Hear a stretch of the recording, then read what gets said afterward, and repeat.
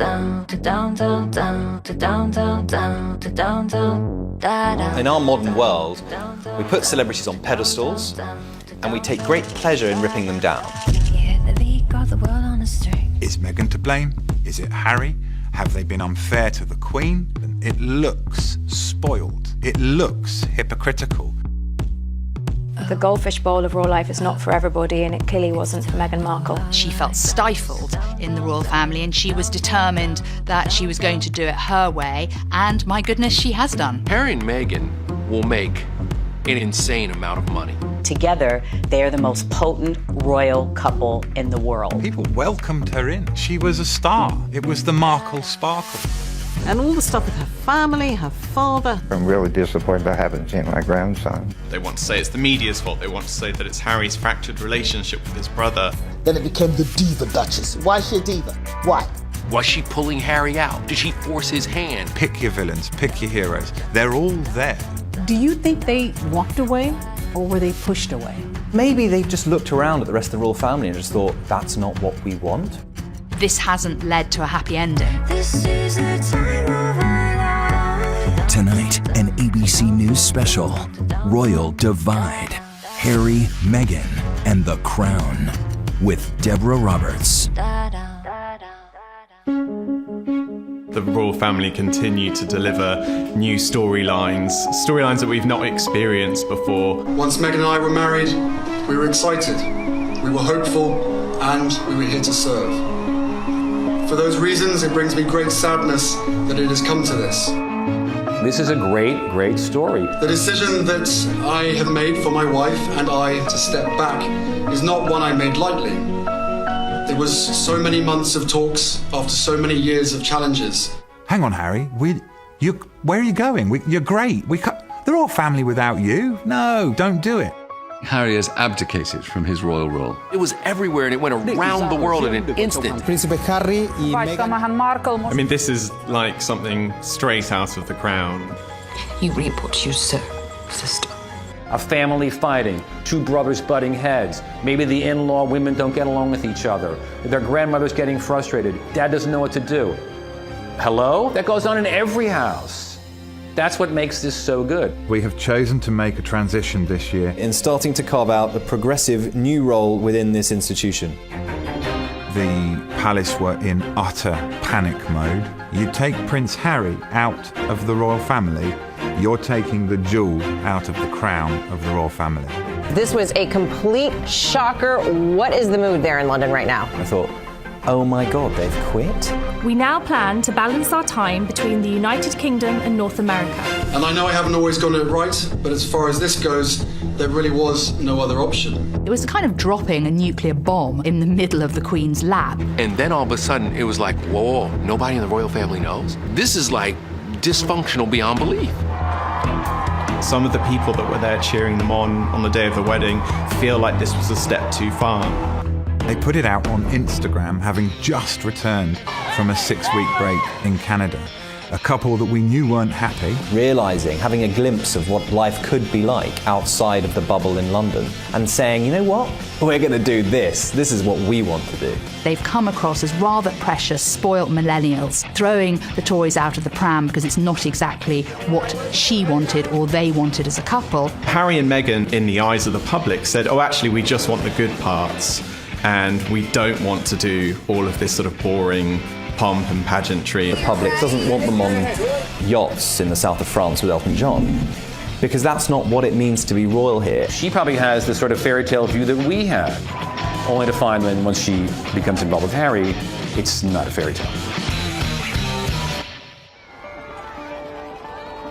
They started to get a lot of criticism about the way they were living their lives. Were they just being naive? It's not all palaces and fast cars and lots of money. It's the gilded cage. In the end, it's not about you, it's about anything you can do to support the Queen, who's the head of state.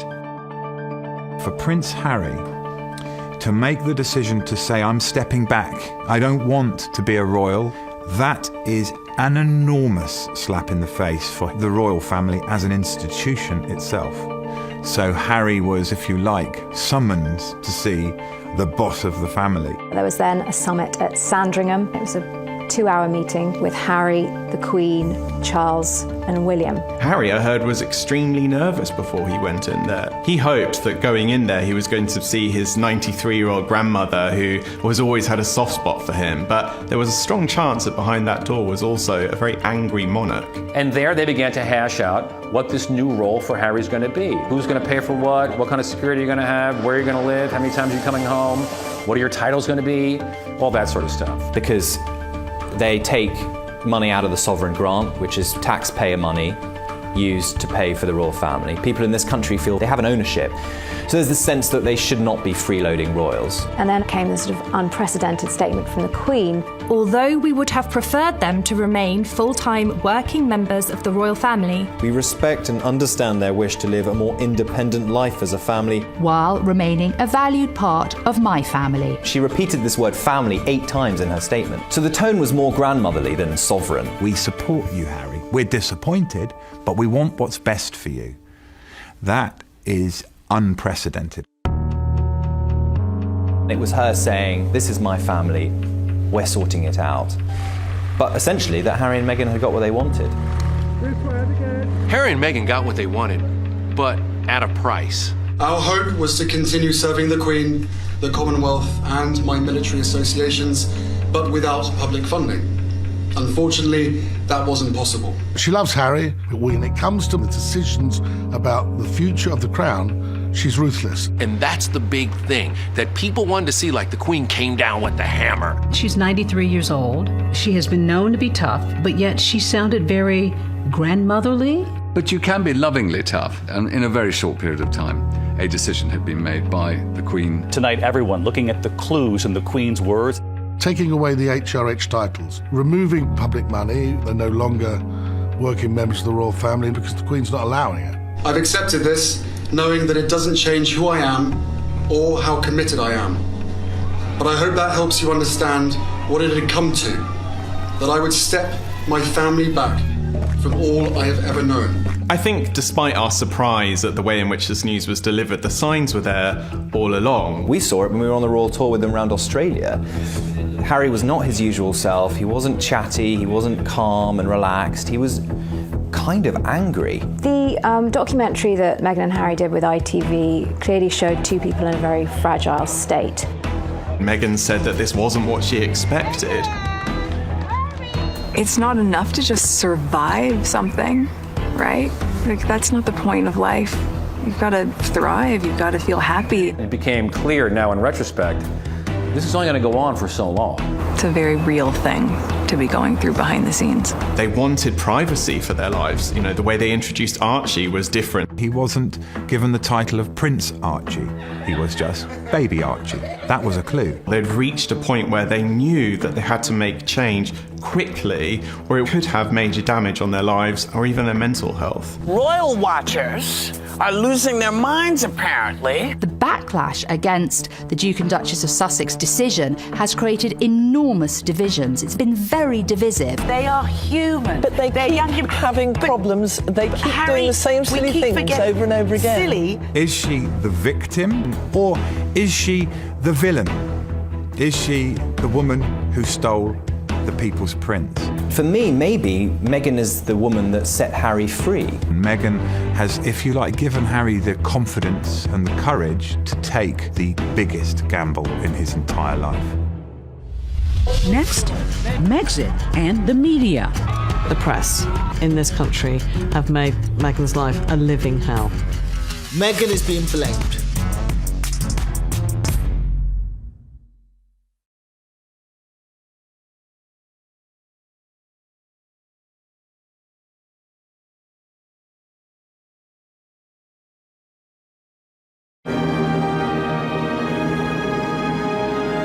It seems almost 1,000 years ago, from May of 2018, when Meghan and Harry got married. It was this beautiful spring day. And their idyllic wedding was just typical of the British sort of adoration for them. It was so magical. And I'm a dude, and I was still caught up, swept deep in what happened that day. They seemed incredibly in love, and maybe more importantly, the public seemed very much in love with them. When 2 billion people watch them get married on television, People welcomed her in. She was a star. It was the Markle sparkle.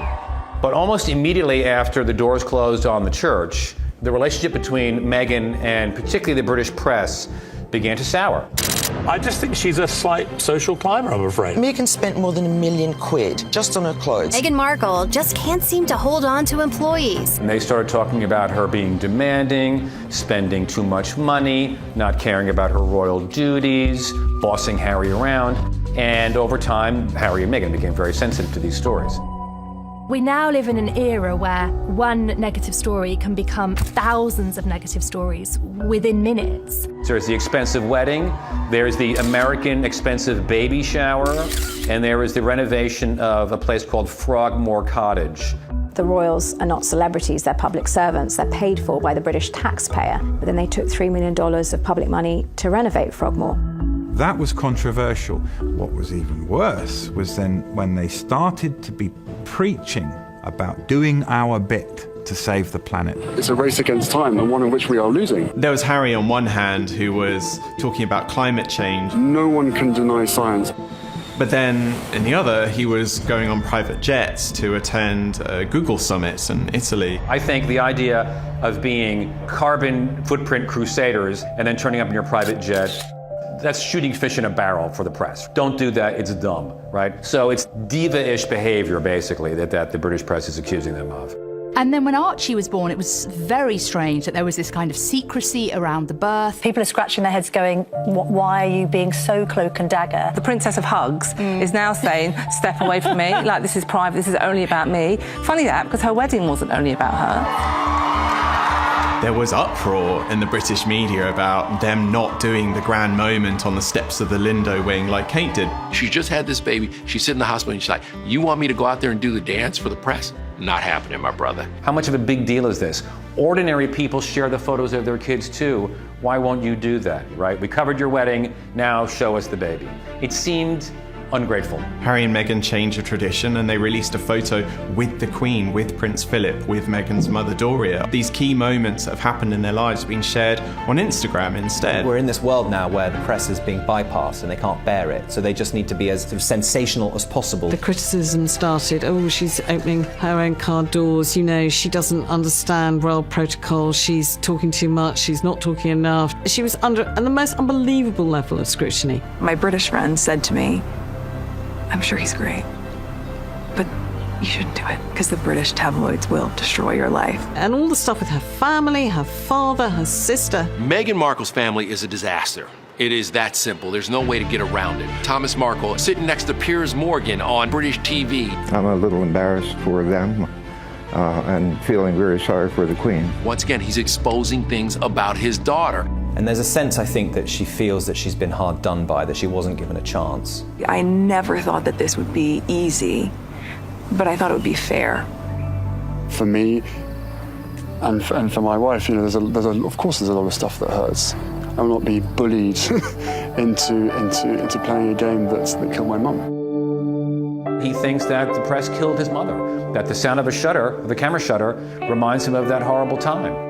You know, you really can't blame him for feeling that way. However, at the same time, those cliques are journalists who have been invited, and it's a very different thing to the photographers who were physically pursuing his mother throughout her life. I think he's terrified for Meghan. And there was an element right at the bottom of this, when you boil it all down, of a loving husband trying to protect his wife. I spoke to Harry a few days ago. He has suffered a lot from all of the things that have happened to him. He suffers a lot from people judging him. There is validity to the idea that the press have hounded Harry and Meghan. Diana was literally chased into a tunnel and died. I don't think they've been any worse than they were during the Diana years. Princess Diana was actually physically hounded by the paparazzi. They had cameras in her face, they were chasing her down the street. Nothing like that has happened to Harry and Meghan. When you continue and constantly see and hear negativity, it can be overwhelming. You can feel powerless and lost. You can feel different, confused, or like you don't belong. There's been a big conversation about the coverage that Meghan gets versus what Kate gets. But Kate, in her day... Happy birthday, Kate. She was hounded. She was the most photographed woman in the world for quite a number of years. When she was just a girlfriend, the tabloids were relentless.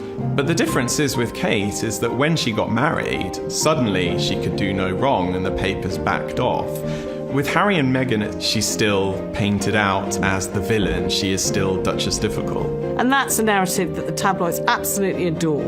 We've got perfect Kate, trashy Meghan. The list of complaints against Meghan is astounding. She made avocado toast for a friend who was visiting, and he put it on Instagram, and then suddenly the headlines were about how she is contributing to climate change and unfair labor practices, and she's choosing end of the world. Yeah.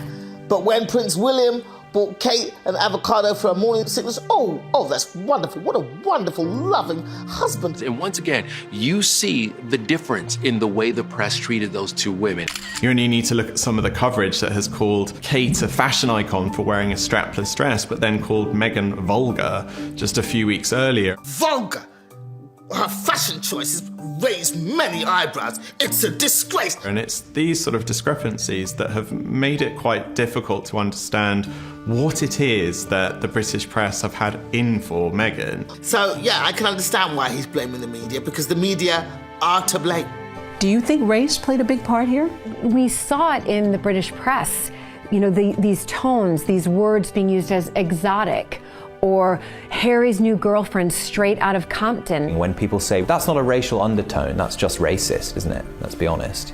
She was brought up nowhere near Compton. She's from Los Angeles. She went to a private school in Hollywood. All the coverage of her is not as one of us, but of this strange, exotic being. She's not the all-white, all-wholesome girl that Kate is. He sees what his wife is going through now. And this is all very, very raw with him. Now, Meghan is being blamed. Blame the black woman. She's separated Harry from his family. The reason that they didn't want any press pictures of Archie after he was born, because they knew perfectly well that all the press wanted to know was, what colour was he? A BBC host had the guts and boldness to tweet a picture comparing Archie to a chimpanzee. If you listen to every single excuse that was given, but he didn't mean it, it was a joke, it was racist. And not one member of the royal family said anything to support or defend her. I think both of them felt very alone towards the end of their time in the firm. When we come back, Meghan and the royal reality. The royal family is not kombucha at your door at 4 o'clock in the morning. It's stale sandwiches and white bread. That is what the royal family is.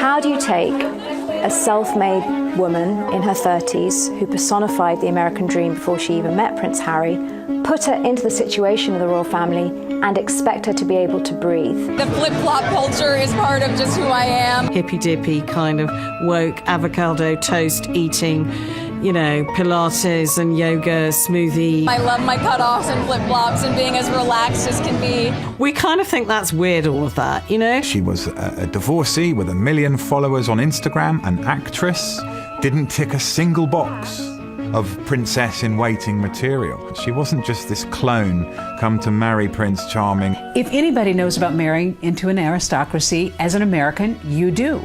Are there rules? Is there a rule book when you start to enter this world of nobility? And America, we love the royal family and we love the aristocracy, so of course we must know how it's done. Table manners, like 6 forks, 6 knives, 3 spoons, 4 glasses, and that's what Meghan has had to go into. But do you have that sense of responsibility, Prince Harry, for what you're asking Meghan to do? That sense of responsibility was essentially from day one. But, I still had to have some pretty, frank conversations with her to say, look, what you're letting yourself in for is, it's a big deal. On the day she said I do, she also took on a job at the same time, a job that she had absolutely no say in how she gets to do. The whole reason that the House of Windsor has survived is that it's essential that the spotlight is on the monarch and the heir apparent, and any other member of the royal family who tries to take too much oxygen away from the Queen or the heir has found themselves getting into difficulties. I would argue that it looks like it's a very hard place for a modern woman. Being a part of this family and the platform that comes with that is an incredible responsibility that I take really seriously. I think the way Meghan tried to work in the palace didn't fit in with how other members of the royal family worked. I know aides who have one meeting a month with their principals. Harry and Meghan were popping in and out of the office almost every day for briefings and updates. I think they felt that she'd come in and, kind of be a sleepy little royal. But Meghan was like, no, I need to know the people, the places, I'm going to talk to people, I need to know nationalities, I need to know languages. There have been reports that she comes to meetings with tons of questions and binders, that she does the work ahead of time. She's aggressively emailing her staff at 6 a.m. She couldn't do anything right. Now, if every American got in trouble because they sent emails too early in the morning, I'm like, isn't that what you're supposed to do? Women don't need to find a voice. They have a voice. They need to feel empowered to use it. And people need to be encouraged to listen. Suddenly, Meghan's charm, that was her hard work and her perseverance, was being turned into a problem for the royal family. I cannot believe it's 2020 and we're still faulting women for being ambitious. To be relatively boring is to be a very good fulfiller of the royal role. Honestly, you want to leave your glam and your drama to the politicians. The characters that do well in the royal family are those stoic characters who really live to serve, who put their head down. Camilla, who supported Charles amazingly. Kate, who is now an absolutely wonderful queen in waiting. She was incubated into being a princess. She's learned never say anything, always smile, always have lovely hair. You're done. Now, I think we, as a country, have to think, well, is that what we really want from our royal women? We want them to be Stepford wives? Really? There's a motto, never complain, never explain. And the royal family don't like it when anybody rocks the boat. That was always Diana's problem. It was isolating, but it was also a situation where you couldn't indulge in feeling sorry for yourself. You had to either sink or swim. And you had to learn that very fast. And what did you do? I swam. When the BBC Panorama interview aired, that was a seismic moment for the monarchy. You could not believe that here was one of the most prominent members of the royal family spilling the most intimate details of her life on national television. But you really believe that it was out of jealousy that they wanted to undermine you? I think it was out of fear, because here was a strong woman doing her bit. Interesting, driven, passionate people like Diana, like Meghan, they find those constraints very, very hard. You're not allowed an opinion. And in this day and age of Twitter where everyone has an opinion, it's very hard to just say, oh, you know what, I'll bite my tongue on every single little thing. And of course, it's terrifying, the thought for the royal family that this may repeat itself if the Duchess of Sussex decides to give an interview, probably to the American press. I hope to God Meghan breaks her silence and does a Diana-style interview. I hope she does. She deserves it. Why not? She needs to be able to clap back at all those haters. But Meghan gave us a glimpse into how she's feeling anyway when she spoke to ITV. That now famous phrase that she said to Tom Bradby, where she said, "Thank you for asking me how I am." And also thank you for asking, because not many people have asked if I'm okay. But it's a very real thing to be going through behind the scenes. And the answer is, would it be fair to say not really? Okay. What did you hear when you heard that statement? What I thought of that was she's a shell of herself. She's not that full of life, optimistic American that we first saw on that sofa when they were engaged. And I think she thought, well, why should I have to do all of this in the public eye if no one's going to listen to me and none of the really good ideas I have are going to be heard? I think we feel that she had this immense privilege and she's almost sort of thrown it back in our faces because it wasn't exactly what she wanted or expected it to be. They've brought diversity into the royal family. They've brought an American into the royal family, a divorcee. They've shown that they can be modern and inclusive. And yet within 2 years, Meghan can't hack it. There was going to be this clash between a family wanting to bend her into place and her wanting to change them. So yes, maybe Meghan hasn't succeeded in totally revolutionising the royal family, but they haven't succeeded in bending her into place. Next, Harry, a reluctant prince. And during that period of frustration, did you ever wish that you weren't a prince? I wish that quite a lot, actually.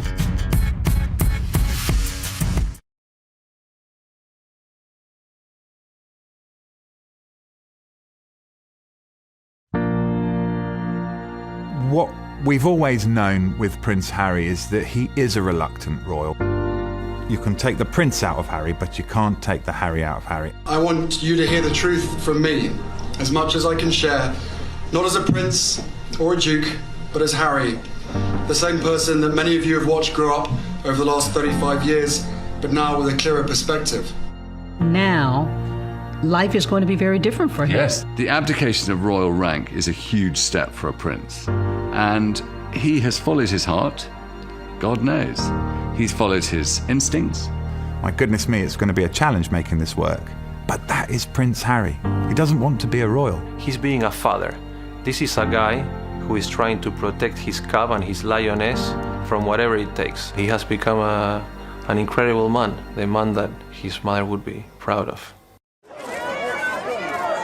I think it's really important to remember that the British public have kind of adored Harry, and he is like the nation's favourite son. We felt so devastated for him when we saw him as a young boy walking behind his mother's coffin. Somebody losing their mother and then it being, projected to the millions on TV screens. It gives me chills thinking about it. He said, I kept thinking, this is my mother. Why are you crying? You couldn't have loved her like I loved her. The country essentially adopted Harry and William as their own. The fascination now, especially with this generation, is we care about her sons and we want to make sure that they're happy.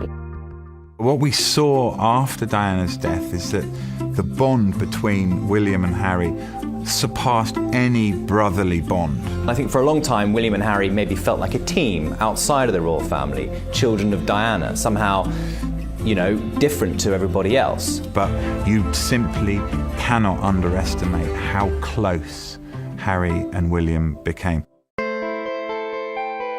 Harry obviously has been born and bred with a sense of duty. At the same time, before he even met Meghan, he was talking about the possibility of not being a prince. This is my bed. I don't really make it when I'm down here, which is a joy. That's it, made.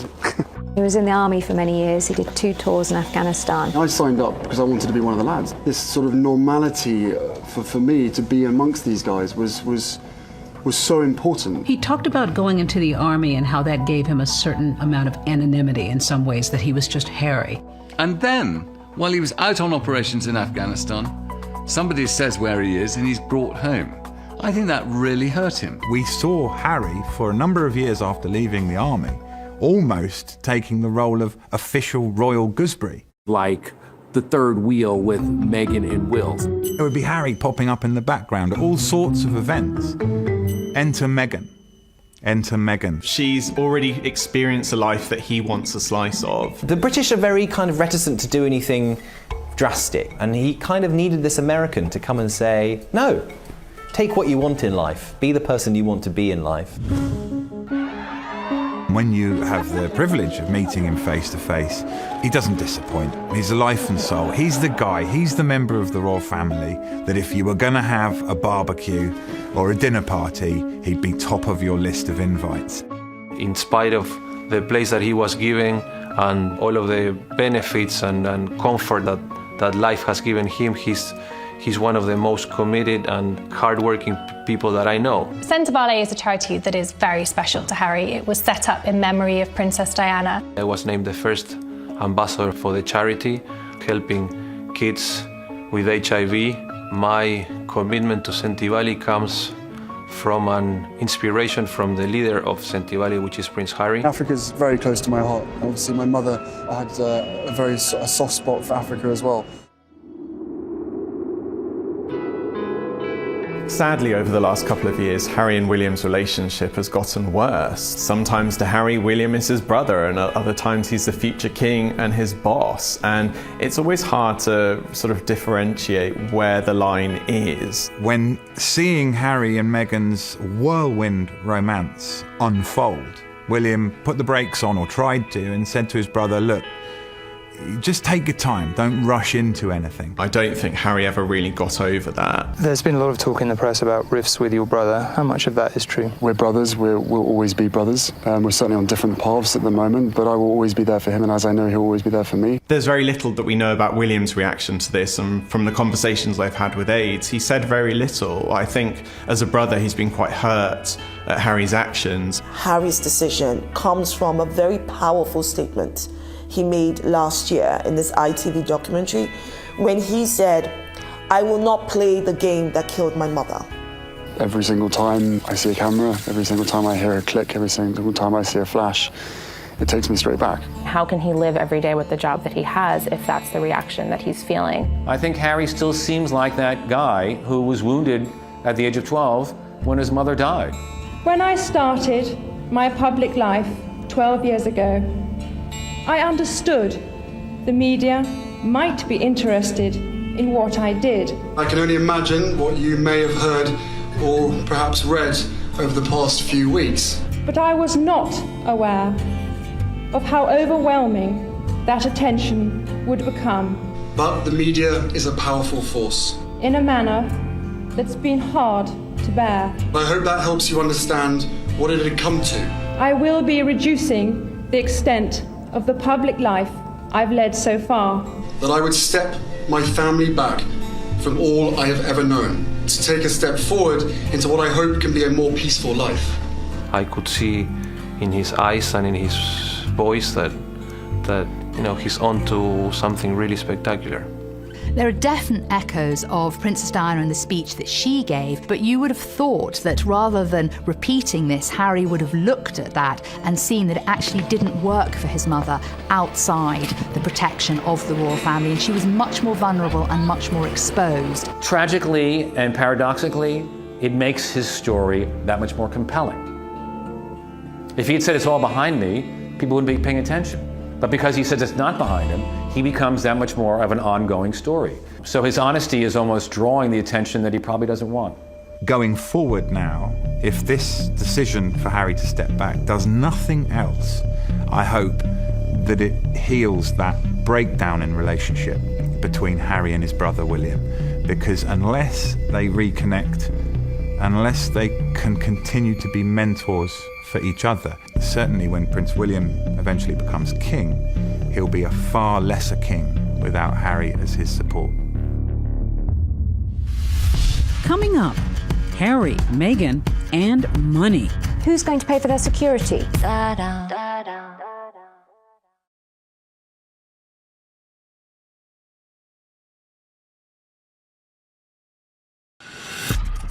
The decision that I have made for my wife and I to step back is not one I made lightly. The breakaway royals Meghan and Harry. Meghan has left the UK and now returned to Canada. We are taking a leap of faith, so thank you for giving me the courage to take this next step. Do you think they walked away or were they pushed away? I think they walked away. I think they had enough. This is the start of a whole new adventure for the Sussexes, for Harry and Meghan, and their ability to choose to give Archie exactly what kind of life they want for him.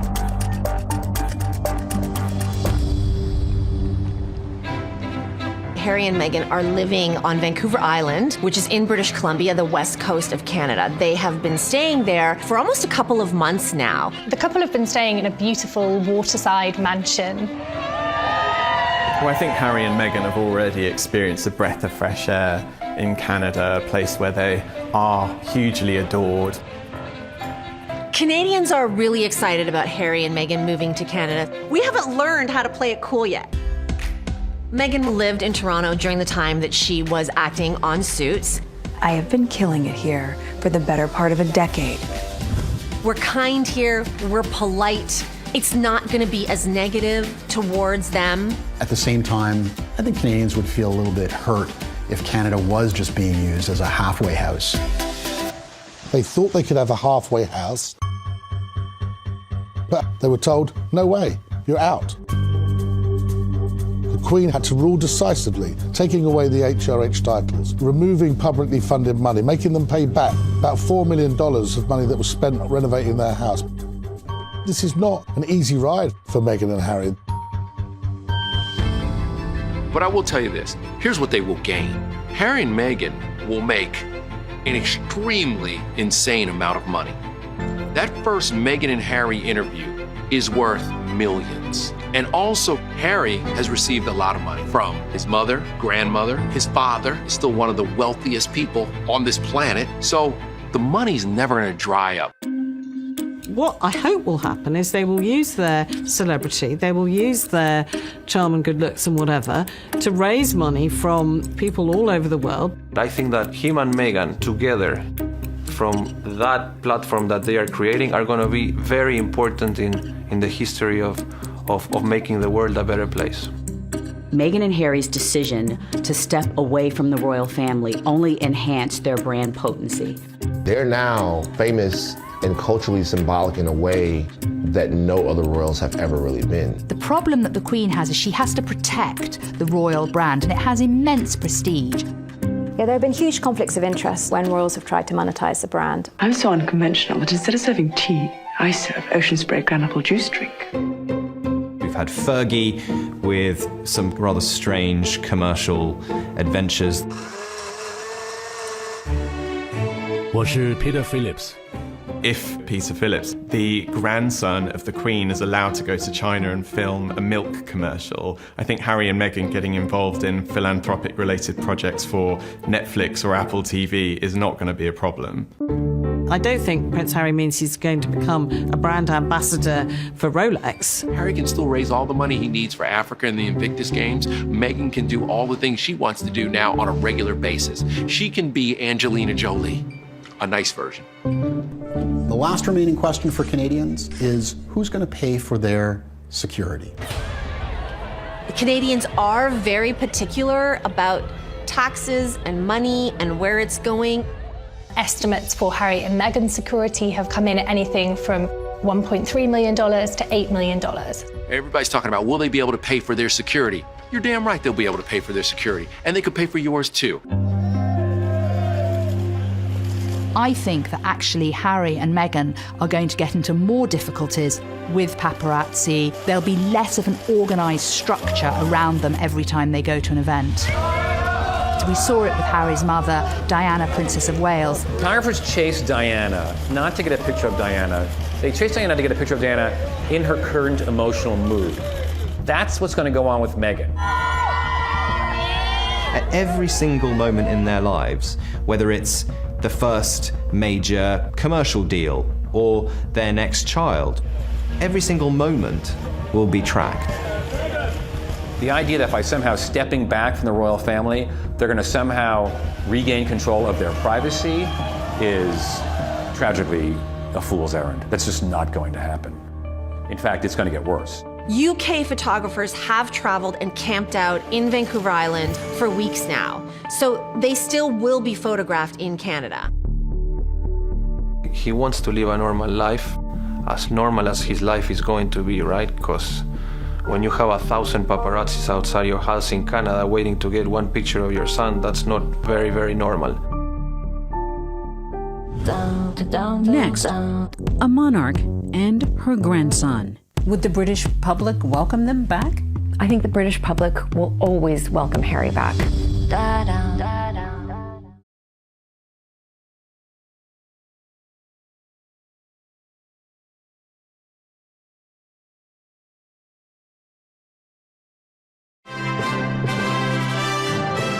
At the end of the day, there are lots of reasons that people care about this story, but one of the main reasons is because they're worried about the Queen. Long live the Queen. We love the Queen. Your Majesty, you look beautiful. This is a human story. The Queen is 93 years old. Her husband, Prince Philip, is 99 this year. He's not been at all well recently. She's had to cope with that. She's had to cope with Brexit. She's had to cope with Prince Andrew and all those dramas at the end of last year. But don't forget, this is a woman with a lot of experience, and I don't think people should worry too much. She has been through a lot. Seeing 3 of her children go through divorce, seeing her 2 grandsons lose their mother, this on a scale of tragic events in the royal family is very low down. Who won in this issue? Harry and Meghan or the Queen? I think everyone won. And the reason they all won is that you don't walk away from any negotiation with everything that you want. The Queen looks like she dropped the hammer on them. Harry and Meghan have gotten out of a system they don't want to live in anymore. They've gotten everything they want. Very sweet. Hi, nice to meet you. To now have spokespeople living in another Commonwealth country, Canada, where the Queen is also the Queen, it's actually a win for the royal family. Are they still considered royals at this point? Harry was born into the royal family, and in a sense, that blood tie will continue ad infinitum. But his royal rank, which is his princely appointment, has been put into suspended animation.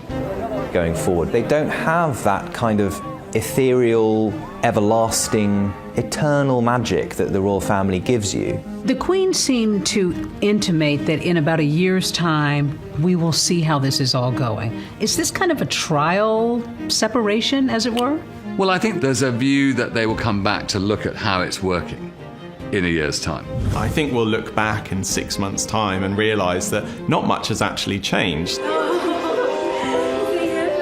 They're obviously trying to do the best for their marriage, their best for Archie, for their son. But Harry does love his family. The important thing to remember is that the Queen is a grandmother and she has so much love for her grandson and he adores her, and that bond will stay.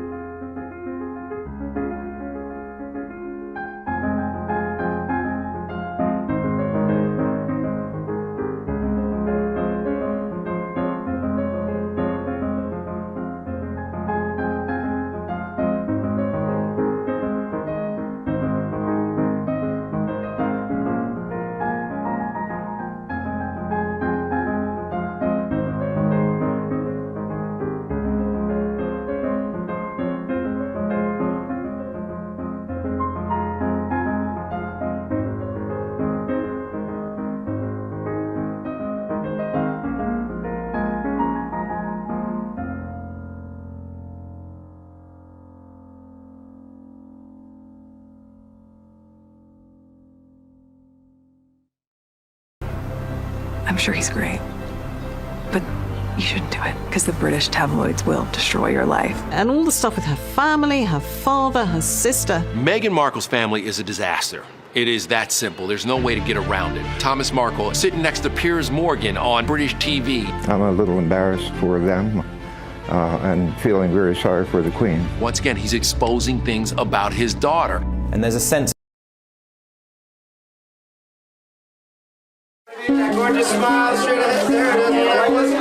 How do you take a self-made woman in her 30s who personified the American dream before she even met Prince Harry, put her into the situation of the royal family, and expect her to be able to breathe? The flip-flop culture is part of just who I am. Hippy-dippy kind of woke avocado toast eating, you know, Pilates and yoga, smoothie. I love my cutoffs and flip-flops and being as relaxed as can be. We kind of think that's weird, all of that, you know? She was a divorcee with 1 million followers on Instagram, an actress, didn't tick a single box of princess-in-waiting material. She wasn't just this clone come to marry Prince Charming. If anybody knows about marrying into an aristocracy, as an American, you do. Are there rules? Is there a rule book when you start to enter this world of nobility? And America, we love the royal family and we love the aristocracy, so of course we must know how it's done. Table manners, like 6 forks, 6 knives, 3 spoons, 4 glasses, and bat